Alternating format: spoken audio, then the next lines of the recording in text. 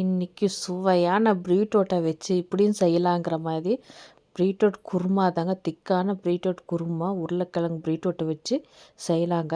இந்த பீட்ரூட் பிடிக்காதுங்கிறவங்க இந்த மாதிரி செஞ்சு கொடுத்தா சாப்பிடுவாங்க. இது எப்படி செய்யலான்னு பார்க்கலாம். பூண்டு ஒரு 7 பல்லு பூண்டு சேர்த்திக்கிட்டேன்.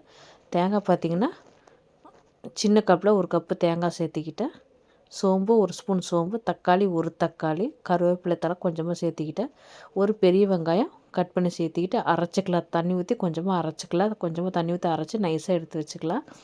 குக்கர் வச்சு எண்ணெய் 1 ஸ்பூன் போட்டு கடுகு 1 ஸ்பூன், கருவேப்பிலை தழை சேர்த்திக்கலாம். அடுத்து நம்ம அரைச்சி வச்சு இந்த மசாலாவை சேர்த்திக்கிறேன். மசாலாவை சேர்த்தி அப்படியே பரட்டி விட்டு நல்லா வணக்கிக்கலாம். அடுத்து மிளகாத்தூள் 1/2 ஸ்பூன், மல்லித்தூள் 1 spoon, chicken masala 1/2 spoon, garam masala 1/2 spoon, கொஞ்சமாக மஞ்சத்தூள் சேர்த்து நல்லா கலக்கி விட்டுக்கிறேன். கலக்கி விட்டு பச்சை வாசம் போகிற அளவுக்கு கொஞ்சம் நல்லா போட்டு நல்லா பிரட்டிக்கிறேன். எண்ணெய் கொஞ்சம் தனியாக பிரிஞ்சு வரட்டும், அந்தளவுக்கு நல்லா வணக்கிக்கிறேன். வணங்கட்டும். அடுத்து பார்த்திங்கன்னா பீட்ரூட்டு கட் பண்ணி வச்சுருக்கேன். ஒரு பெரிய முழு பீட்ரூட்டை எடுத்து கட் பண்ணி வச்சுருக்கேன். அதையும் சேர்த்திக்கிறேன். உருளைக்கிழங்கு ஒரு 3 உருளைக்கிழங்காட்ட சின்ன உருளைக்கிழங்கா இருக்கிறனால 3 உருளைக்கிழங்கு சேர்த்திக்கிறேன். சேர்த்து நல்லா ஒரு எல்லாம் ஒன்று வர மாதிரி காய் சேர்த்திக்கலாம்.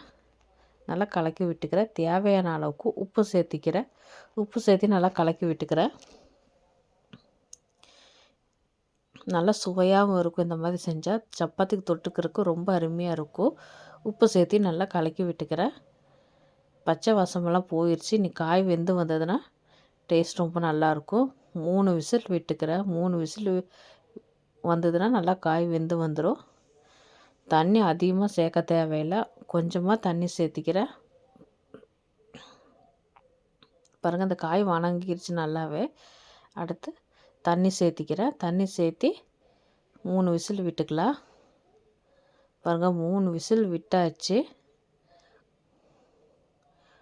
3 விசில் விட்டு இறக்கியாச்சு. நல்லா வெந்துருச்சு பாருங்கள். தண்ணி கம்மியாக சேர்க்கங்காட்டி குருமா திக்கான குருமா கெட்டியாக இருக்குது. நல்லாயிருக்கும். இது சப்பாத்திக்கு தொட்டுக்கிறதுக்கு அவ்வளோ ருசியாக இருந்தது. தோசைக்கும் தொட்டுக்கலாம். நல்லா பிரட்டி விட்டுட்டு பரிமாறிக்கலாங்க. நான் சப்பாத்தியோட முட்டையும் 2 ஒன்றா கலந்து போட்டாங்க. ரொம்ப அருமையாக இருந்ததுங்க. நீங்களும் உங்கள் வீட்டில் இந்த மாதிரி ட்ரை பண்ணி பாருங்கள்.